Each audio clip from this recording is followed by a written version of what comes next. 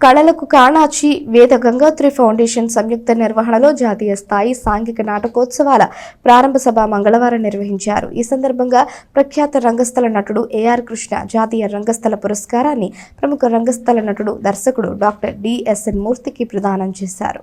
కళల కామాక్షి తెనాలి వేద గంగోత్రి ఫౌండేషన్ విజయవాడ వారు వీణ అవార్డ్స్ పేరుతో సంయుక్తంగా నిర్వహిస్తున్న జాతీయ స్థాయి నాటికల పోటీలు ఈ నెల 12వ తేదీ నుండి జరగనున్నాయి. ఈ సందర్భంగా స్థానిక కొత్తపేటలోని తెనాలి రామకృష్ణ కవి కళాక్షేత్రంలో వీణ అవార్డ్స్ నాటకోత్సవాల ప్రారంభ సభ మంగళవారం సాయంత్రం నిర్వహించారు.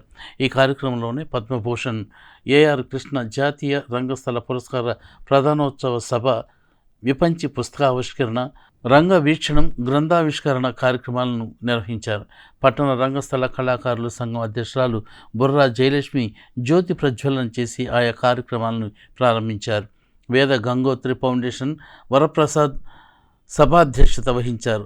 ప్రఖ్యాత సినీ రచయిత, కళలకు కాణాచి అధ్యక్షుడు డాక్టర్ సాయి మాధవ్ బుర్రా సభను ప్రారంభించగా అజో విభవ్ ఖందాళం వ్యవస్థాపకులు అప్పాజోసుల సత్యనారాయణ, విశిష్ట అతిథిగా ప్రముఖ రంగస్థల రచయిత డాక్టర్ కందిమళ్ళ సాంబశివరావు, నాటక రంగ విశ్లేషకులు ఆకుల మల్లేశ్వరరావు ప్రత్యేక అతిథులుగా హాజరయ్యారు. ఈ సందర్భంగా పద్మభూషణ్ ఏఆర్ కృష్ణ జాతీయ రంగస్థల పురస్కారాన్ని డాక్టర్ డిఎస్ఎన్ మూర్తికి అందజేశారు. ఆయా కార్యక్రమాలను కళల కాణాచి వ్యవస్థాపక అధ్యక్షులు, ప్రముఖ సినీ మాటల రచయిత సాయి మాధవ్ బుర్రా, ఉపాధ్యక్షుడు చెరుకుమణి సింగారావు, సంస్థ వ్యవస్థాపక కార్యదర్శి షేక్ జానీ బాషా, ప్రధాన కార్యదర్శి గోపరాజు విజయ్, కోశాధికారి దేవరపల్లి భవానీ, సహాయ కార్యదర్శులు అయినాల మల్లేశ్వరరావు, కొండముద్ది రమేష్, గౌరవ సలహాదారులు గోగినేని కేశవరావు, ఎంపీ కన్నేశ్వరరావు తదితరులు పర్యవేక్షించారు. అయితే 2021 సంవత్సరంకి వచ్చేటప్పటికి సాయి మాధవ్ గారికి ఒక ఆలోచన వచ్చి ప్రముఖ రంగస్థల నటులు ఏఆర్ కృష్ణ గారి అవార్డులు కూడా పెట్టాలి అని ఆయన సంకల్పం చేసి పద్మభూషణ్ ఏఆర్ కృష్ణ జాతీయ రంగస్థల పురస్కారం అని చెప్పి ఏర్పాటు చేసి 2022లో మొట్టమొదటిసారిగా శ్రీ కాకరాల వీర వెంకట సత్యాన గారికి అందించడం జరిగింది. 2022 సంవత్సరంలో శ్రీ నల్లూరి వెంకటేశ్వర్ల గారికి అన్న అని పిలువబడతారు, ఆయన వారికి అందించడం జరిగింది ప్రజానాట్య మండలి నుంచి. 2023లో శ్రీ నెమలికంటి తారక రామారావు గారికి అందించడం జరిగింది. ఈ 2024 సంవత్సరంలో ఏఆర్ కృష్ణ గారి రంగస్థల పురస్కారం డాక్టర్ డిఎస్ఎన్ మూర్తి గారికి, అలాగే బుర్రా సుబ్రహ్మణ్య శాస్త్రి గారి యొక్క జాతీయ రంగస్థల పురస్కారాన్ని పద్మశ్రీ ఎట్ల గోపాలరావు గారికి అందించాలని, వారికి అందించే క్రమంలో భగవంతుడు మమ్మల్ని ఆశీర్వదించాడని మేము దాన్ని నిశ్చయంగా తీసుకున్నాం.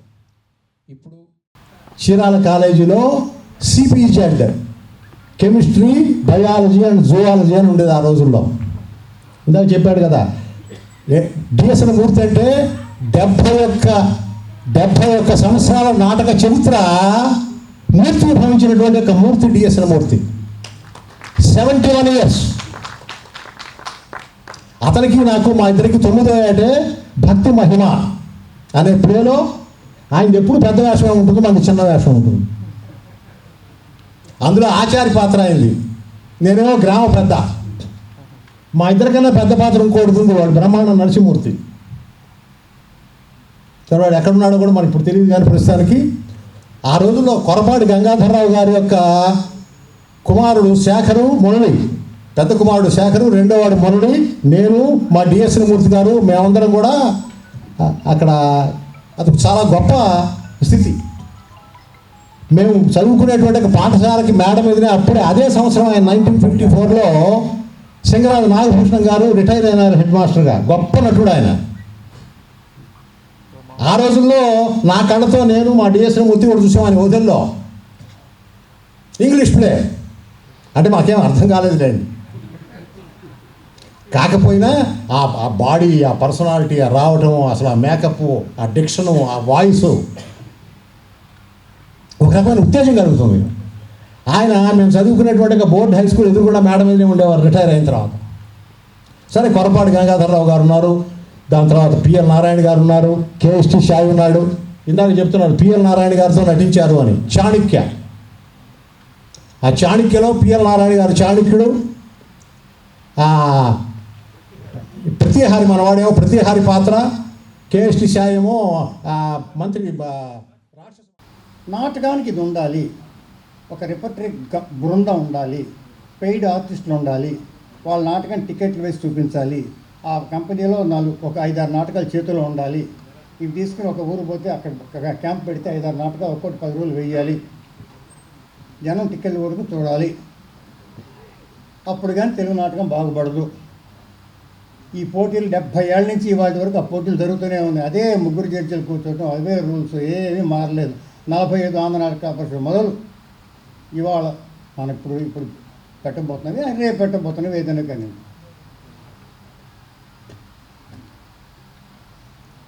సో ఇది కాదు, అది వేరే ప్లాట్ఫామ్, అది చేసుకునే వాళ్ళు చేసుకొని. కానీ భారతీయ దేశ స్థాయిలో ఎందుకు తెలుగు నాటకానికి గుర్తింపు రావట్లేదు అంటే మనం సమగ్రమైన నాటకం వేయట్లేదు, కేవలం డైలాగులతో మాటలు చెప్పి చప్పట్లు కొట్టించుకుని ప్రజలు తీసుకు వెళ్ళిపోతున్నాం. అది కాదు. అది కాకుండా ఒక పర్ఫార్మెన్స్ ప్రజల్లోకి వెళ్ళాలి, దాన్ని డబ్బులు పెట్టి వాళ్ళు చూడాలి, టికెట్ కొని చూడాలి, ప్రొఫెషనల్ పర్ఫార్మెన్స్ అన్ని శాఖల్లోనూ ఉండాలి అని ఆయన తప్పించినవాడు. తండ్రి పోయినప్పుడు ఏడుద్దామంటే నేను పుట్టకముందే మా తండ్రి గారు పోయాడు, తల్లి గర్భంలో ఉండగా. చివరికి నేను కావాలని ప్రేమించి తెచ్చిన సంస్థలన్నీ మూతపట్టుకుని ఏడుపు రాకే ఉందరన్న. ఆ తర్వాత వాళ్ళ అమ్మగారు యశోదమ్మ గారు పోయినాడు. ఆమె 12వ రోజుని అద్భుతంగా సెలబ్రేట్ చేశాడు. ఆ 12 శాంతి భోజనాలు మీ నాన్నగారు సుబ్రహ్మణ్య శాస్త్రి గారితో హరికథ పెట్టించాడు, పట్టుబట్టలు పెట్టాడండి మేడ మీద. ఆయన మేడ మీదే ఊళ్ళో ఉన్న ఆయన శిష్యులు, నటులు, త్రికోడి మొత్తం 200 మందికి అద్భుతమైన భోజనాలు పెట్టారు, ఈవినింగ్ ప్రోగ్రాం. అంటే ఇది ఎందుకు చెప్తానంటేనండి, ఇందాక ఆయన గొప్పతనం చెప్పాం, ఆయన ఫెయిల్యూర్ కూడా చెప్పుకోరు. ఆయన ఆశించినట్టుగా ఆ సంస్థలన్నీ జీవించి ఉంటే ఇవాళ తెలుగు నాటక రంగం భారతీయ జాతీయ స్థాయిలో నెంబర్ 1 ఉంది. అదృష్టం మనం నోచుకోలేదు. అంత గొప్ప విజనరీ అన్నీ తేవటం, అన్నీ ఫెయిల్ అవడం. అది ఆయన బయటలకు కాదు, మన బయటలకు. ఏడవలసింది ఆయన కదా, మనం. ఆ దౌర్భాగ్యాన్ని, ఆయన చుట్టూ ఉన్న ఈ సామాజిక పరిస్థితులు, ఇది కొంచెం ఎమోషనల్ అయి చెప్తాను ఇవన్నీ. ఇంకా ప్రసాద్ రెడ్డి ఇక్కడే ఉన్నాడు, కళ్ళారా చూసినవాడు ఇవన్నీ. ఆయనతో డైరెక్ట్గా శిష్యరకం పొందినవాడు, పాఠాలు చెప్పించుకున్నవాడు, ఇతను మంచి నాటకాలు చేసినవాడు, ఆయనలాగా పాఠం చెప్పడం నేర్చుకున్నవాడు, పాఠాలు చెప్పినవాడు,